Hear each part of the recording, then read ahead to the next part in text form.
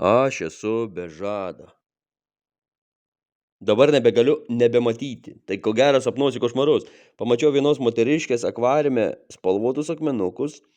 Lindau į akvazų pažiūrėti grunto, paprasto, normalaus gruntą ir pamačiau šito cheminio mėšlo kainą.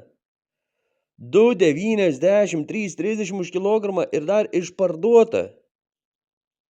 Kilogramas yra 0,6, 0,7 litro. Akvariumą reikia 10 litrų, tai jums reikia 15 kilogramų už 45 eurus, kai 10 kilogramų Zanzibaro kainuoja 22 eurus.